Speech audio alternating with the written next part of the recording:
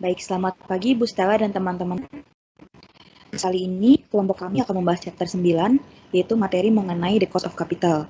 Kelompok kami sendiri terdiri dari yang pertama ada Kasiti Ainun, kemudian ada saya sendiri Hani, ada Meta Sevianti, Valencia, Teresia Devina, dan juga yang terakhir ada Jessica Lee. Next slide. Nah, jadi di chapter 9 ini ada beberapa topik utama yang mau kita bahas. Yang pertama itu ada overview of the cost of capital, kemudian yang kedua ada cost of long-term debt, terus yang ketiga ada cost of preferred stock, yang keempat cost of common stock, dan yang kelima weighted average cost of capital. Next.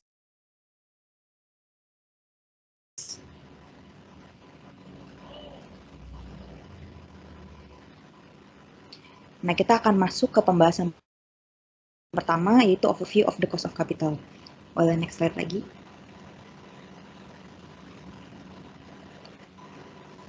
Nah, jadi sebelumnya kan di mata kuliah manajemen keuangan kita udah sama-sama mengetahui dan belajar kan bahwa kalau tujuan dari perusahaan itu adalah memaksimalkan kekayaan pemegang saham. Nah, untuk mewujudkan tujuan tersebut, maka manajer keuangan itu harus dapat melakukan investasi yang memiliki nilai lebih daripada biaya modal yang dikeluarkan atau nilai yang lebih daripada cost of capital-nya. Nah, di chapter ini bisa juga dikatakan bahwa investasi tersebut harus memiliki net present value yang positif. Nah, kita akan mempelajari cost of capital atau biaya modal, yang dimana biasanya rate of return atau tingkat pengembalian akan digunakan oleh manajer dalam menentukan peluang investasi mana yang dapat menilai atau menambah nilai si perusahaannya. Nah, cost of capital itu sendiri mewakili biaya pendanaan yang harus dikeluarkan oleh perusahaan dan tingkat pengembalian minimum yang harus diperoleh perusahaan untuk dapat meningkatkan nilai dari si perusahaan. Next.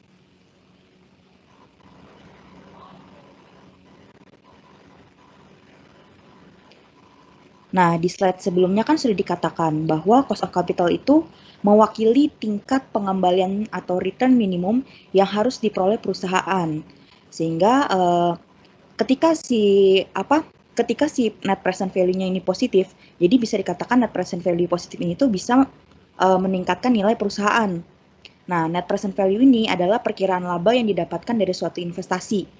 Dan begitu, jadi kalau misalnya nih di slide kita bisa sama-sama lihat, ketika return lebih besar daripada cost of capital atau return yang didapat perusahaan lebih besar daripada tingkat pengembalian atau return minimum yang harus diperoleh oleh perusahaan, maka bisa dikatakan bahwa perusahaan akan mendapatkan net present value yang positif.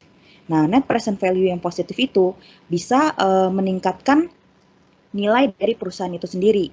Nah, begitupun sebaliknya, kalau misalnya investasi memiliki return di bawah cost of capital atau di bawah tingkat pengembalian atau return minimum yang harus diperoleh oleh perusahaan, maka net present value-nya itu akan negatif. Dan ketika net present value ini negatif, maka akan menandakan adanya kerugian, sehingga dapat menurunkan nilai perusahaan. Nah, manajer keuangan juga menggunakan cost of capital dengan berbagai cara. Pertama, yaitu cost of capital merupakan tingkat diskonto yang diterapkan manajer kepada di dalam kalkulasi net present value dalam memutuskan peluang investasi tertentu. Kemudian yang kedua juga manajer bisa menggunakan cost of capital sebagai semacam tolak ukur nih untuk menilai sebenarnya kinerja mereka tuh udah bagus atau belum dengan cara ngelihat gimana return yang mereka dapat, udah lebih dari cost of capital atau belum. Dan yang ketiga yang terakhir, manajer juga bisa menggunakan cost of capital untuk menilai perusahaan ketika perusahaan akan melakukan akuisisi maupun merger. Boleh di next slide.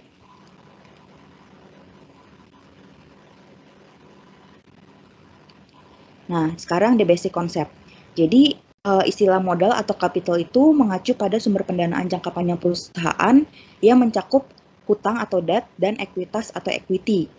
Nah, perusahaan dapat meningkatkan modal dengan menjual sekuritas seperti saham biasa, saham preferred, obligasi juga bisa. Nah, struktur modal perusahaan itu mengacu pada campuran pendanaan, baik itu ekuitas dan hutang yang digunakan oleh perusahaan. Sebagai contoh di tabel 9.1 itu menunjukkan bahwa pada tahun 2017, total modal yang dimiliki oleh General Electric adalah sebesar 494,5 miliar dolar.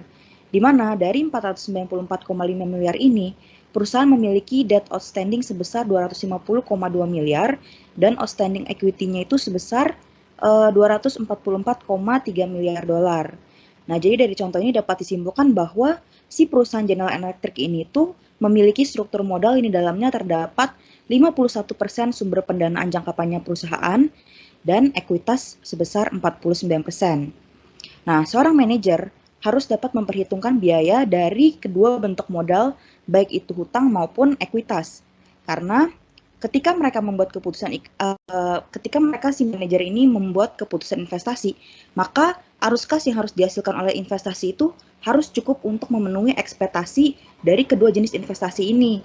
Oleh karena itu, si manajer harus menggunakan weighted average cost of capital atau WACC, yaitu rata-rata tertimbang dari biaya modal hutang perusahaan dan biaya modal ekuitas perusahaan, di mana bobot tersebut sesuai dengan persentase dari setiap jenis pembiayaan yang dilakukan oleh perusahaan.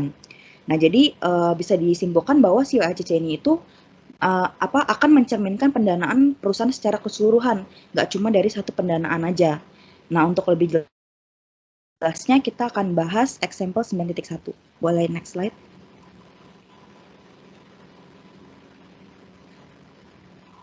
Nah, jadi di example 9.1 ini dikatakan bahwa suatu perusahaan sedang mempertimbangkan dua peluang investasi, di mana ada dua orang analis keuangan yang bekerja secara independen satu sama lain sedang mengevaluasi peluang ini. Nah, asumsikan investasi A dan B memiliki informasi berikut. Yang pertama, investment A sebesar $100.000, 20 tahun dan return sebesar 7%. Kemudian investment B dengan $100.000, 20 tahun dan expected return-nya 12%. Nah, kemudian ada keterangan tambahan bahwa perusahaan baru-baru ini menerbitkan obligasi dengan rate sebesar 6% dan perusahaan juga memiliki investor yang memegang saham perusahaan dan mengharapkan return sebesar 14%. Nah, maka dari hasil analis yang dilakukan oleh si analis tadi, yang pertama, karena investasi A memperoleh return sebesar 7%, sedangkan perusahaan memiliki obligasi dengan rate sebesar 6% kan, maka analis merekomendasikan agar perusahaan melakukan investasi ini. Udah pasti dong, karena kan investment A ini kan punya return yang lebih tinggi daripada si rate obligasinya. Nah, kemudian yang dari investment B itu dikatakan karena investasi B hanya memperoleh return sebesar 12%, sementara tadi kan si perusahaan punya pemegang saham yang mengharapkan atau pengen required return sebesar 14% kan. Nah, maka di sini karena return yang didapat dari investment B lebih kecil daripada required return yang diminta oleh si pemegang saham, maka analis memutuskan untuk tidak merekomendasikan investasi ini. Boleh di next slide.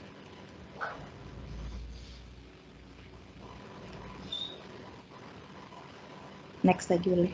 Nah, tapi teman-teman, ternyata hasil analisa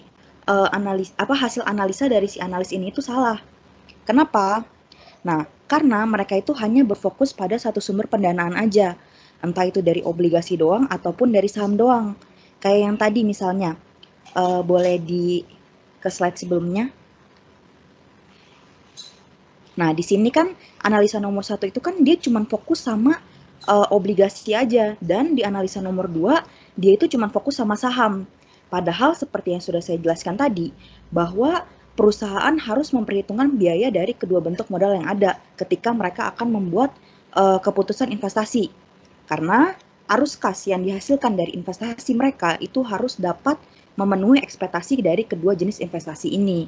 Nah, maka seharusnya dalam hal ini tuh perusahaan menggunakan perhitungan weighted average cost of capital, di mana balik lagi WACC ini tuh berfokus pada keseluruhan pendanaan perusahaan, nggak cuma dari satu komponen aja.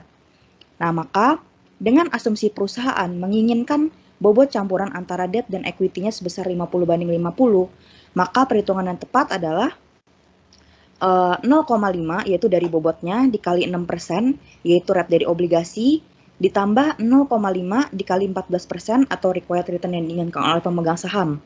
Nah, maka akan didapatkan hasil 10%.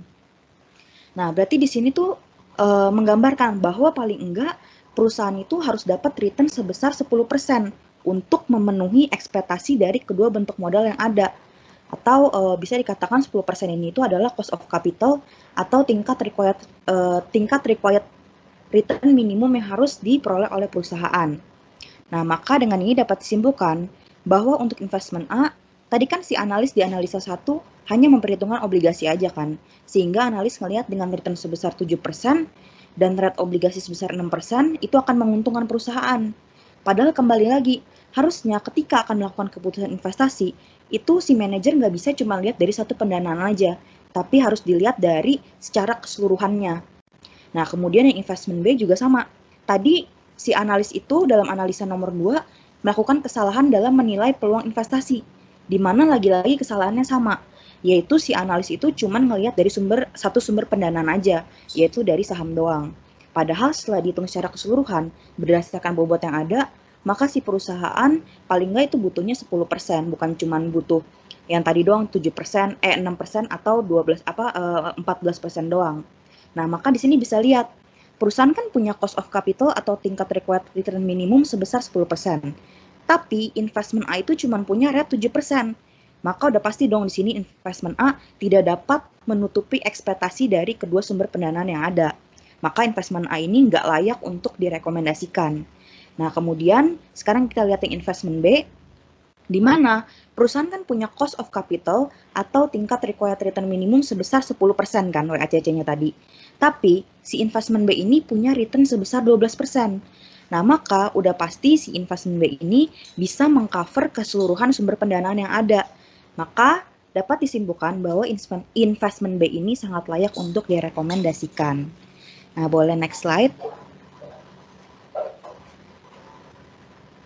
Nah, selanjutnya sources of long-term capital. Nah, jadi di chapter 9 ini kita akan fokus pada sumber modal jangka panjang yang tersedia untuk perusahaan. Kenapa? Karena sumber-sumber ini itu yang akan istilahnya memasok pendanaan atau menyediakan pendanaan yang diperlukan untuk mendukung investasi utama perusahaan. Nah, kemudian ada istilah capital budgeting. Nah, capital budgeting itu apa sih sebenarnya? Jadi, tujuan utama perusahaan itu kan tadi memaksimalkan kekayaan pemegang saham kan. Nah, capital budgeting ini adalah proses di mana perusahaan membuat keputusan investasi yang dirancang untuk mencapai tujuan perusahaan, yaitu memaksimalkan keuntungan si pemegang saham. Nah, kemudian modal jangka panjang untuk perusahaan itu bisa berasal dari 4 sumber dasar. Yang pertama itu ada hutang jangka panjang, yang kedua ada saham preferen, saham biasa, dan return earnings atau laba ditahan. Nah, semua entry di sisi kanan statement of financial position selain current liabilities itu dapat mewakili sumber pendanaan jangka panjang perusahaan. Nah, kemudian nggak semua perusahaan itu menggunakan semua sumber pendanaan ini. Mungkin ada beberapa perusahaan yang cuman menerbitkan saham preferen dalam jumlah yang relatif kecil, atau gimana, itu kan tergantung kebijakan dari masing-masing perusahaan kan. Nah, tapi sebagian besar perusahaan itu umumnya akan memiliki campuran dana dari sumber-sumber yang ada dalam struktur modal mereka, baik itu saham preferen, terus juga saham biasa, dan lain-lain. Nah, demikian yang bisa saya sampaikan. Selanjutnya akan dijelaskan oleh teman saya. Terima kasih.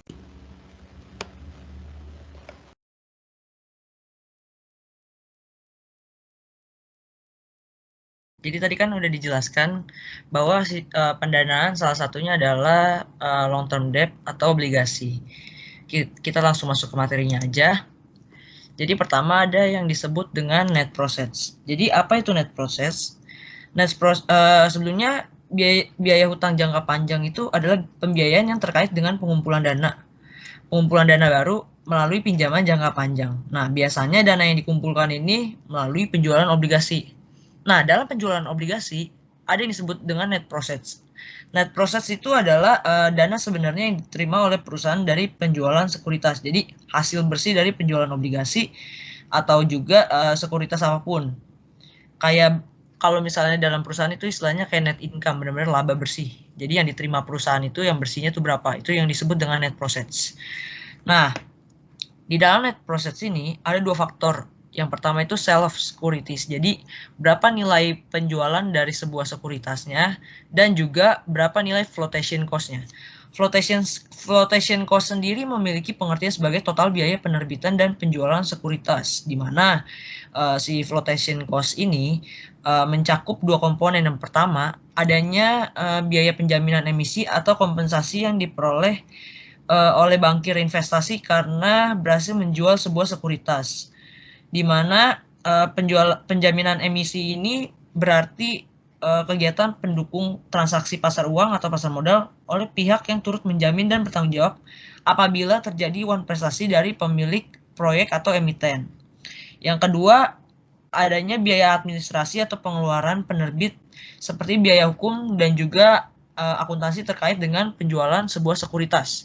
Nah, jadi untuk mencapai sebuah net process ini, untuk memperoleh net process kita butuh sale of securities, harga jual dari obligasinya, dan juga biaya untuk menjual sebuah obligasi atau sekuritas lain. Kita langsung masuk ke contoh aja. Dengan rumus ini kita pakai contoh soal yang dari buku ya.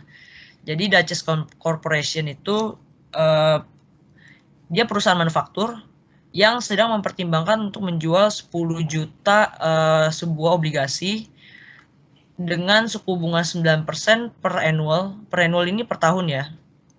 Per tahun dalam jangka waktu 20 tahun. Nah, setiap lembar obligasinya ini punya nilai par atau nilai nominal sebesar $1.000. Nah, dari sini kan kita tahu nih kalau misalnya kita punya pertama ada selnya 980 dari mana? Jadi karena obligasi dengan resiko serupa memperoleh pengembalian lebih besar dari 9%. Ini dari 9%. Jadi perusahaan harus menjual obligasi dengan harga sekitar $980 per lembarnya. Untuk apa? Untuk mengkompensasi tingkat bunga kupon yang lebih rendah. Ya kan? Jadi kita dapat selnya $980 per lembar. Terus kita juga punya par value-nya sebesar sebesar $1.000 per lembar, dan juga flotation cost-nya 2% dari par value. Dapat dari kalimat ini. Flotation cost are 2% of the par value of the bond. Jadi cara menghitung net process-nya gimana? Kita masukin rumusnya dulu. Pertama, sell dikurangin flotation cost. $980 kita kurangi dengan 2% dari 1.000 itu 20. Jadi 980 kurang 20 adalah $960 per lembarnya. Kalau untuk secara total tinggal dari awal kan kita punya 10 juta lembar 10 juta dolar nih. Kita kurangin aja dengan par value setiap lembar, kita ketemu 10.000 lembar. 10 juta dibagi 1.000 sama dengan 10.000 lembar. Oke. Lalu yang kedua ada yang disebut dengan before tax cost of debt. Before tax cost of debt ini merupakan biaya utang sebelum pajak, di mana tingkat pengembalian yang harus dibayar perusahaan untuk pinjaman baru. Biaya utang ini itu perusahaan sebelum pajak untuk obligasi dapat ditemukan dengan satu dari tiga cara. Jadi pertama kita bisa pakai market quotation, yang kedua kita bisa pakai calculating the cost, yang terakhir kita bisa pakai approximating the cost. Kita akan bahas satu-satu mulai dari market quotation. Jadi dengan menggunakan market quotation ini, kita akan menggunakan yield to maturity pada obligasi serupa. Maksudnya menggunakan yield to maturity pada obligasi serupa itu apa sih? Jadi kan pasti kita udah pernah nerbitin obligasi sebelumnya, atau perusahaan lain udah pernah nerbitin obligasi dengan tingkat resiko yang sama kan. Nah, kita bisa pakai angkanya itu. Jadi misalnya pasar membutuhkan IATM sebesar 9,7% untuk obligasi dengan resiko serupa. Nah, nilai ini dapat digunakan sebagai biaya utang sebelum pajak untuk obligasi baru gitu. Jadi kita bisa lihat dari mana? Nah, dari info misalnya kalau di luar ada yang namanya Wall Street Journal. Jadi dia bakal update terus kayak saluran berita gitu untuk tahu IATM yang ada di pasar itu berapa. Nah, kita bisa pakai angkanya untuk apa? Untuk menerbitkan obligasi yang baru.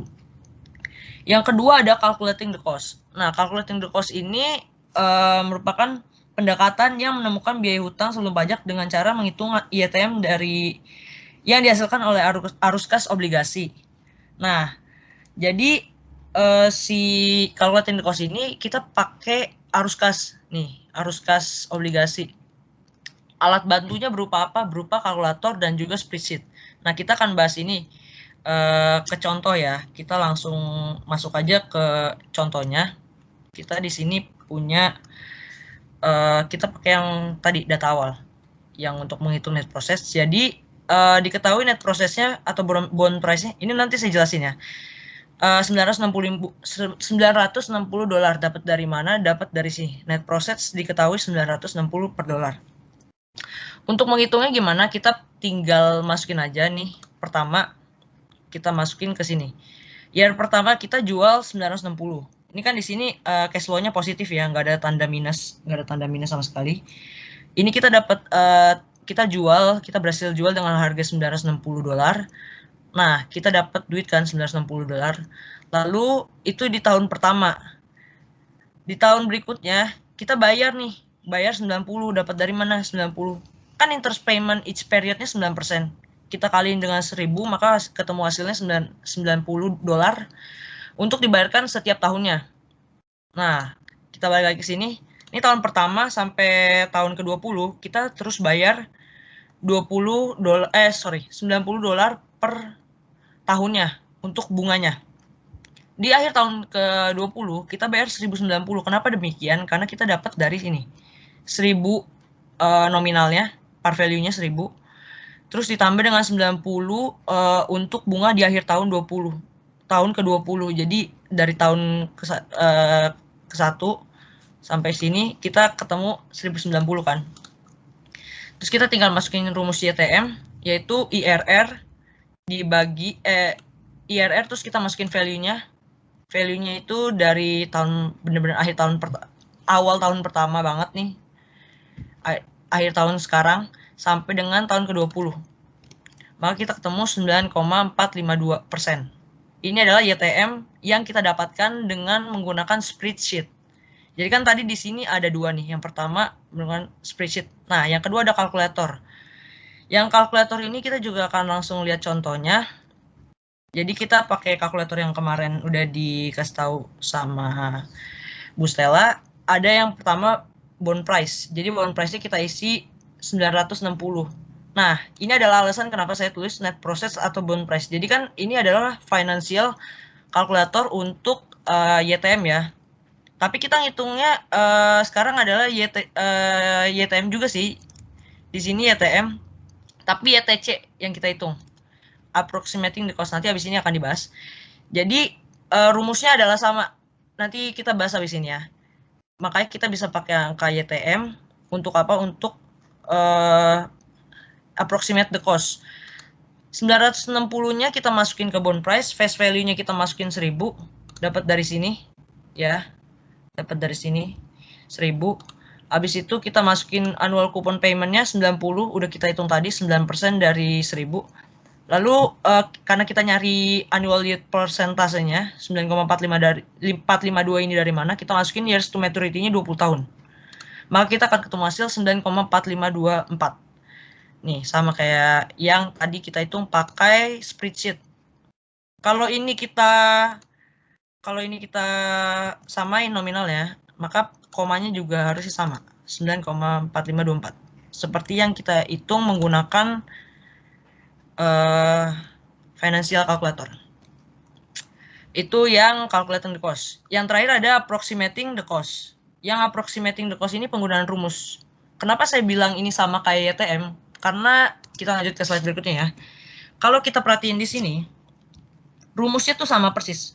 Benar-benar sama persis. Cuman bedanya kalau YTM kita pakainya di sini adalah si face value-nya. Face value dari bonds. Nah, kalau misalnya si cost kita pakainya net profit. Dua-duanya pakai face value, tapi di sini kita pakai price, market price-nya, bond price-nya. Di sini kita pakai net profit-nya. Jadi kupon interest ini sama ya, interest ditambah rumusnya sama, face value dari obligasi dikurangi dengan, nah kalau cost kita pakai net profit, kalau di YTM yang kemarin kita pakai bond price. Dibagi dengan N per, ini pakai net profit, ini pakai price ditambah dengan face value-nya dibagi 2. Maka kalau dimasukin ke rumus, kita ketemu 90 interest-nya ditambah 1000 min 960. Ini 960 ya, 1000 dibagi dengan 20 tahun periodenya, dibagi lagi dengan 960 plus 1000 dibagi 2. kita ketemu 92/980, hasilnya adalah 9,388%. Ini adalah approximating the cost. Kalau misalnya kemarin di ETM kita approximating the cost itu angkanya nggak pasti, iya benar. Angka approximating ini nggak pasti. Ada angka yang lebih spesifik itu pakai, kalau kemarin di ETM interpolasi, tapi di sini cukup sampai approximating the cost. Nah, ini kan 9,452, ini 9,452 sama ya. Nah, karena demikian, untuk di after tax cost of debt, jadi after tax cost of debt itu adalah biaya obligasi setelah pajak. Jadi kan nggak seperti dividen yang kayak dibayarin ke si stakeholder atau pemegang saham. Pembayaran bunga atas obligasi yang dibayarkan kepada pemegang obligasi itu bisa mengurangi pendapatan kena pajak perusahaan. Dan oleh karena itu kewajiban pajak perusahaan juga berkurang. Makanya kita pakai rumus ini nih. RI itu melambangkan after tax, RD itu melambangkan before tax. Ini di sini ya. RD ini before tax. Ini after tax. Jadi kita pakai rumusnya before tax-nya kita kali dengan 1 min tax yang kita keluarkan itu berapa. Nah, kebetulan di soal yang tadi, masih lanjutan yang tadi, Dutchess Corporation itu punya 40% dari tax rate. Jadi suku bunga untuk pajaknya itu 40%. Maka kalau kita masukin ke rumus after tax cost of debt, kita akan ketemu sebesar 5,671%. Dapat dari 9,452 dikali dengan 1 min tax-nya 40%, ketemu 60%, kita kalikan, ketemu 5,671%. Itu adalah after tax cost of debt atas obligasi si Dutchess Corporation. Seperti itu.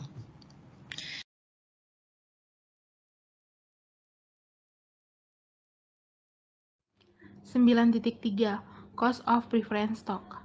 Next, cost of preference stock. Saham preference memiliki jenis kepemilikan khusus di perusahaan memberikan pemegang saham preference hak untuk menerima dividen mereka sebelum perusahaan dapat mendistribusikan pendapatan apapun kepada pemegang saham biasa. Next, preference stock dividends. Ketika dividends dinyatakan sebagai dividen saham preference, saham itu sering disebut menjadi saham preference X dolar. Jadi, sebuah saham preference $4 diharapkan membayar pemegang saham sebelumnya $4 dalam bentuk dividen setiap tahun. Pada setiap saham preference yang dimiliki, terkadang dividen saham preference dinyatakan sebagai tingkat persentase tahunan. Tarif ini mewakili persentase dari nilai nominal saham yang sama. Next, calculating the cost of preference stock. Dividen tahunan, misalnya 8% saham preference dengan par $50, nilai akan diharapkan untuk membayar dividen tahunan sebesar $4 per tahun. Misalnya, 0,8 dikali $50 par sama dengan $4. Sebelumnya, biaya saham preference dihitung. Setiap dividen dolar yang dinyatakan sebagai persentase harus dikonversi menjadi dividen dolar tahunan. Harga pokok saham preference (RP) adalah rasio dividen saham preference terhadap pendapatan bersih perusahaan dari penjualan saham preference. Hasil bersih mewakili jumlah uang yang akan diterima dikurangi biaya voltasi pengikut persamaan memberikan harga pokok saham preference. RP dalam hal dolar tahunan, dividen DP, dan hasil bersih dari penjualan saham NP. Nah, rumusnya ada di sebelah. RP sama dengan DP per NP. Oke, di sini next ada contoh example 9.7. Dutch Corporation sedang mempertimbangkan penerbitan 10% saham preference dengan harapan untuk dijual $87 per saham. Biaya penerbitan dan penjualan saham akan menjadi 5 par per saham. Langkah pertama dalam mencari harga pokok saham adalah menghitung jumlah dolar dari dividen preference tahunan, yaitu $8,70 buka kurung 0,10 dikali sama $87 hasil bersih per saham dari penjualan saham yang diusulkan sama dengan harga jual dikurangi biaya flotasi yaitu 87 dolar kurang 5 dolar sama dengan 82 dolar. Mengganti dividen tahunan, DP sebesar 8,70 dolar dan hasil bersih NP dari 82 dolar menjadi persamaan 9,3, memberikan biaya saham preference 10,6 atau buka kurung 8,70 dolar sampai 82 dolar. Harga saham preference Dutch 10,6% jauh lebih besar dari biaya utang jangka panjangnya 5,67%. Perbedaan ini terjadi karena biaya hutang jangka panjang atau bunga dapat dikurangkan dari pajak dan karena saham preference lebih berisiko daripada hutang panjang. Tinjau pertanyaan 9,9 bagaimana Anda menghitung harga saham preference. Oke, nanti dilanjutkan oleh teman saya. Thank you.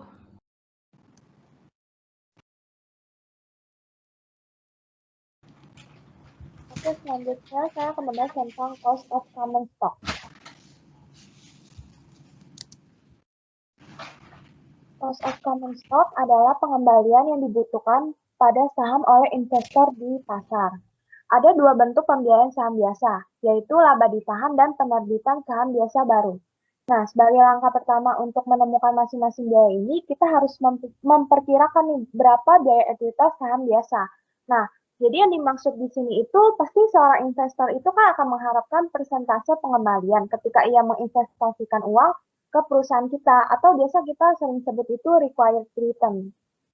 Next. Lalu ada dua model menentukan biaya ekuitas saham biasa.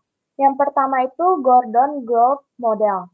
Nah, sebelumnya itu kan pada bab sebelumnya itu kan ada model constant growth. Nah, model ini tuh model penilaian pertumbuhan konstan, juga dikenal sebagai model pertumbuhan Gordon. Nah, di sini kita lihat ada dua rumus ya, tapi sebenarnya ini tuh bukan dua-duanya ini tuh bukan rumusnya salah satu doang, cuman rumus Gordon. Cuman kita lihat nih yang di sebelah kiri ini kan ada rumus yang constant growth kemarin kan, yaitu P0 sama dengan D1 per RS dikurang G. Nah, persamaan ini tuh diturunin supaya jadi persamaan Gordon, yaitu RS sama dengan D1 per P0 ditambah G.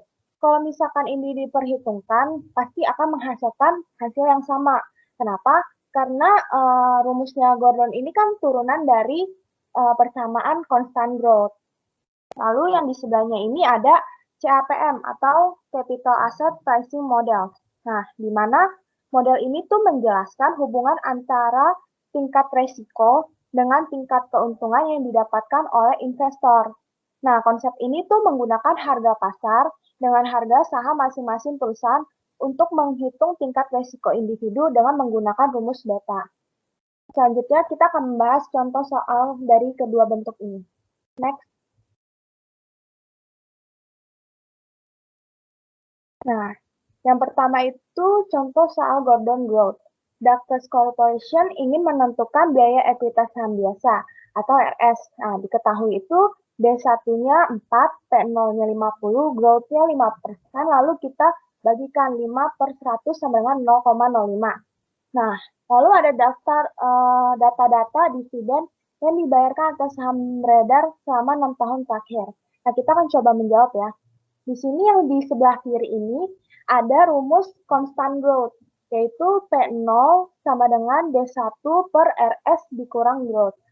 Lalu kita masukkan angka-angkanya, 50 sama dengan 4 per RS dikurang 0,05. Lalu kita kali silangkan menjadi 50 RS dikurang 2,5 sama dengan 4. Lalu kita pindahkan persamaannya. 50 RS sama dengan 4 ditambah 2,5. Lalu 50 RS sama dengan 6,5. Lalu kita bagikan akan menghasilkan 0,130 dan kita jadikan persentase menjadi 13%. Nah, yang di sebelah kanan ini adalah rumus dari Gordon Growth, yaitu RS sama dengan D1 per P0 ditambah growth. Lalu kita masukkan angka-angkanya, RS sama dengan 4 per 50 ditambah 0,05. RS sama dengan 0,08 ditambah 0,05. 0,08 itu didapatkan dari 4 dibagi dengan 50. Lalu kita jumlahkan sehingga menghasilkan RS 0,130. Dan kita jadikan persentase menjadi 13%. Seperti yang sebelumnya saya sudah jelaskan itu, keduanya ini akan menghasilkan persentase yang sama. Kenapa? Karena rumus dari Gordon growth itu merupakan turunan dari persamaannya constant growth. Next. Nah, di sini ada contoh soal CAPM. Darkest Corporation sekarang ingin menghitung biaya ekuitas saham biasa atau RS dengan menggunakan CAPM. Diketahui RF sama dengan 7%, beta sama dengan 1,5, RM sama dengan 11%. Lalu berapakah RS-nya? Nah, RS sama dengan RF ditambah beta dikali buka kurung RM dikurang RF tutup kurung. Lalu kita masukkan nih angka-angkanya. RS sama dengan 7% ditambah 1,5 dikali 11% dikurang 7%. RS sama dengan 7% ditambah 6%, lalu kita jumlahkan menjadi 13%. Nah, untuk penghitungan ini, dengan menggunakan dua model tertentu, pasti akan menghasilkan persentase yang sama. Oke, selanjutnya, lebih jelasnya lagi akan dijelaskan oleh teman saya.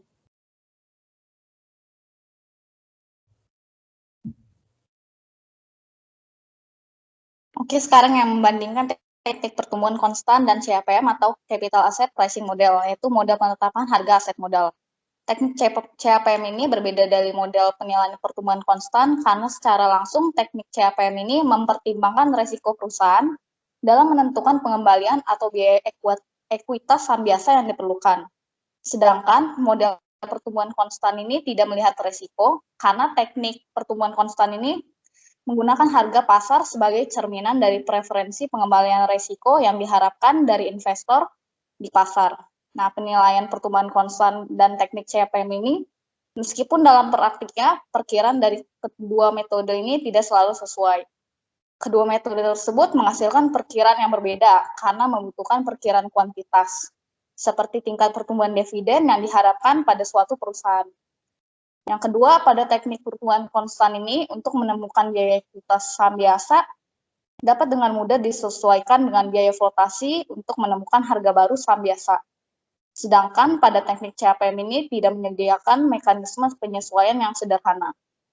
Yang ketiga itu, kesulitan dalam menyesuaikan biaya ekuitas saham biasa yang dihitung dengan menggunakan teknik CAPM terjadi karena dalam bentuk umum model tersebut tidak menyertakan harga pasar untuk melakukan penyesuaian tersebut. Meskipun CAPM ini memiliki nilai yang lebih kuat, sedangkan pada teknik pertumbuhan konstan lebih mudah menyesuaikan biaya ekuitas saham biasa karena teknik tersebut dihitung dengan menyertakan harga pasar. Bisa di next.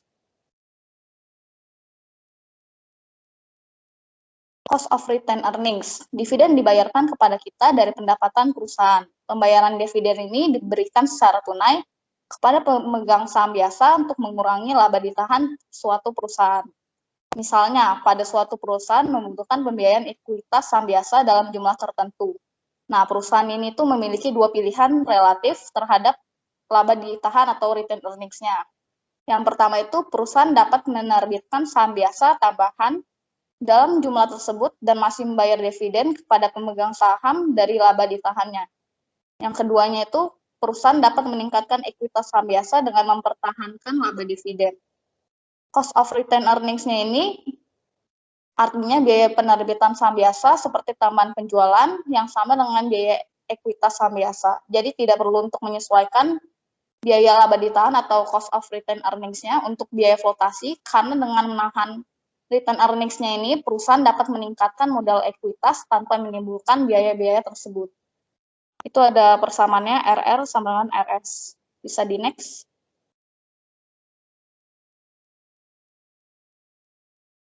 Ini ada contoh soal 9.10. Biaya laba ditahan untuk Dutchess Corporation sebenarnya dihitung dalam contoh sebelumnya.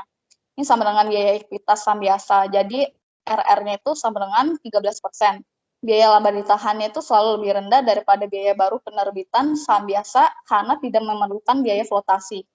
Jadi biaya ekuitas saham biasa atau yang tadi dijelaskan RS itu kan tingkat di mana investor menghitung dividen saham biasa yang diharapkan dari suatu perusahaan untuk menentukan nilai sahamnya. Nah, pada contoh soal yang sebelumnya, yang 9.9 tadi itu, biaya ekuitas saham biasanya itu memiliki tingkat persentase 13%.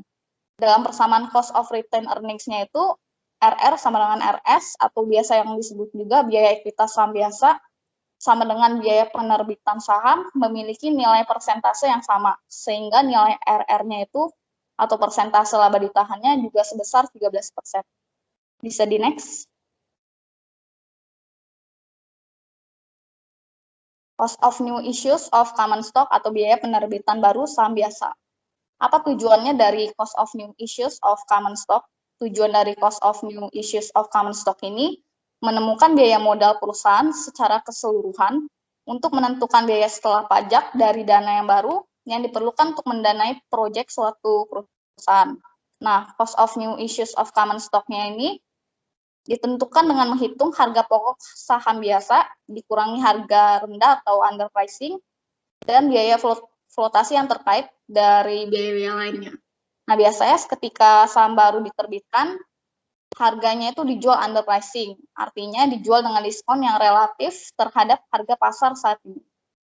Underpricing itu sendiri adalah selisih antara harga pasar dan harga penerbitan yang merupakan harga yang dibayarkan oleh investor di pasar utama. Ini ada rumus cara mencari biaya penerbitan baru saham biasa, yaitu RN sama dengan D1 di bagian N plus G. RN-nya itu harga pokok baru saham biasa, D1-nya itu dividen yang diharapkan, NN-nya itu hasil bersih penjualan baru saham biasa, dan G itu tingkat pertumbuhan dividen yang diharapkan. Bisa di next. Ini ada contoh 9.11.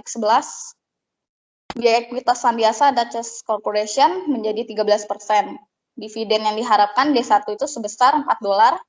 Harga pasar saat ini atau P0 sebesar $50.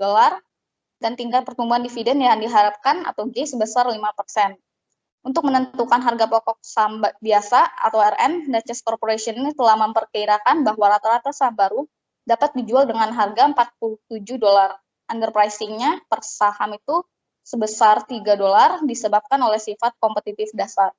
Biaya kedua yang terkait dengan penerbitan baru itu adalah biaya flotasi, yaitu sebesar $2,5 per saham yang akan dibayarkan untuk menerbitkan dan menjual saham baru. Oleh karena itu, total biaya underpricing dan biaya flotasinya itu $5,5. Jadi diketahuinya D1-nya itu atau dividen yang diharapkan sebesar $4, P0-nya atau harga pasar saat ini itu $50, G-nya itu tingkat pertumbuhan dividen yang diharapkan sebesar 5% atau 0,05. Biaya flotasinya $2,5, underpricing-nya $3, dijumlah jadi $5,5.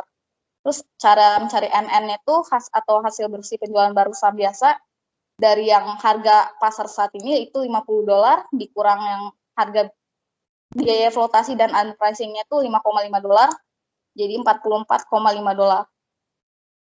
Rumusnya D1 dibagi NN plus G, yaitu 4 dibagi $44,5 plus 0,05. Hasilnya 0,09 tambah 0,05 yaitu 0,14 dipersentasekan jadi 14%. Jadi biaya saham baru dari Dutch Corporation itu sebesar 14%. Persentase akan dilanjutkan oleh teman saya.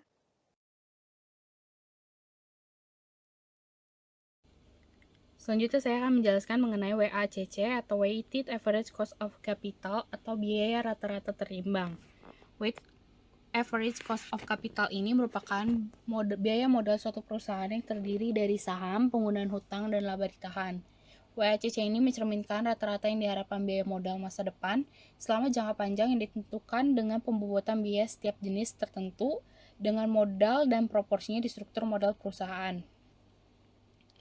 Kemudian, untuk menghitung WACC-nya, kita dapat menghitung biaya WACC ini atau modal rata-rata tertimbang dengan cara mengkalikan biaya individu dari setiap bentuk pembiayaan dengan proporsinya di struktur modal perusahaan dan jumlah nilai tertimbangnya. Sebagai persamaannya, biaya modal rata-rata ini atau RA dapat ditentukan sebagai berikut. RA ini sama dengan WI dikali RI ditambah WP dikali RP ditambah WS kali RR atau N. WI itu merupakan proporsi hutang jangka panjang dalam struktur modal. WP merupakan proporsi saham preferen dalam struktur modal. WS merupakan proporsi ekuitas saham biasa dalam struktur modal. Dan jika dijumlah, WI, WP ditambah WS itu hasilnya sama dengan 1,0. Kemudian di sini ada juga 3 poin penting yang harus dicatat dalam persamaan. Yang pertama, untuk kenyamanan komputasi, yang terbaik adalah mengubah bobotnya menjadi desimal. Kemudian yang kedua, bobotnya harus bersifat non-negatif dan berjumlah 1. Secara sederhana, WACC harus memperhitungkan semua biaya pendanaan dalam struktur modal perusahaan. Yang ketiga, bobot ekuitas saham biasa perusahaan ini atau WS dikalikan dengan biaya sebesar laba ditahan atau RR, atau harga pokok saham biasa baru atau RN. Kemudian kita akan masuk ke contoh soalnya. Di sini contoh soalnya ada kami menemukan biaya berbagai jenis modal untuk Dutchess Korporasi menjadi sebagai berikut. Biaya hutang atau RI-nya itu 5,6, harga pokok saham preferennya atau RP 10,6, biaya laba ditahannya atau RR 13, harga pokok saham biasa barunya atau RN 14. Perusahaan menggunakan bobot berikut dalam menghitung biaya rata-rata tertimbangnya. Perusahaan menggunakan bobot untuk long term debt-nya 40%, preferred stock-nya 10%, common stock equity-nya 50%. Kemudian bobot yang 40%, 10 sama 50 ini kita bagi 100 agar menjadi desimal.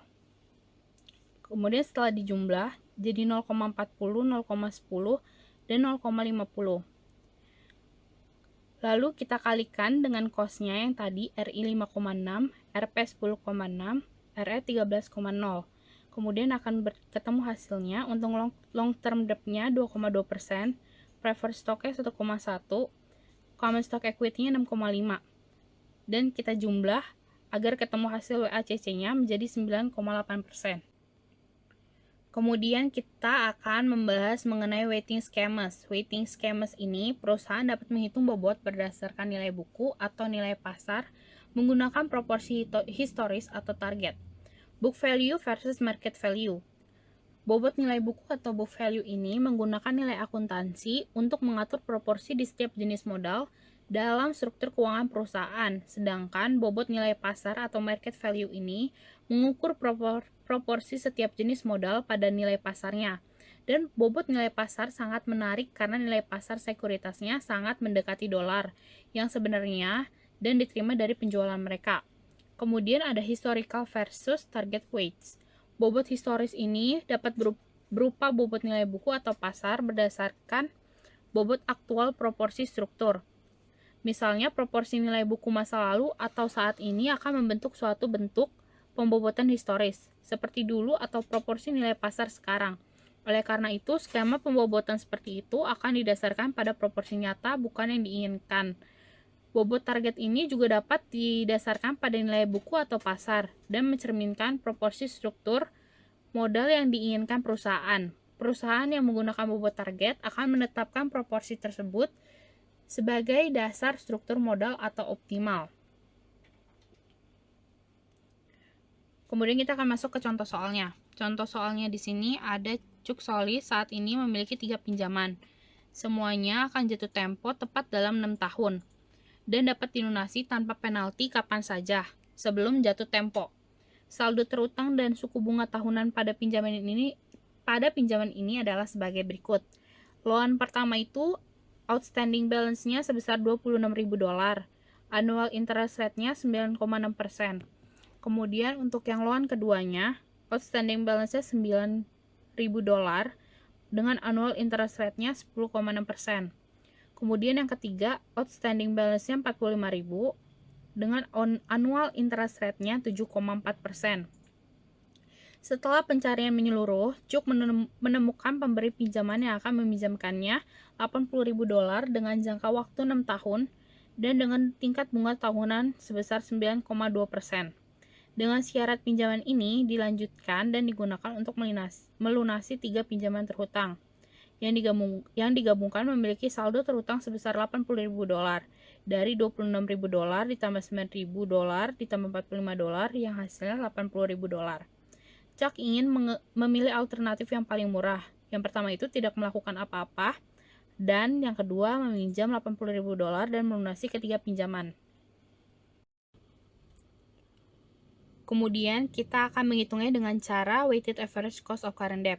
Karena kita udah tahu nih saldo utangnya sebesar 80.000 dari 26.000 ditambah 9.000 ditambah 45.000, maka kita akan membagikan 26.000 outstanding balance ini satu-satu dengan 80.000 yang di sini.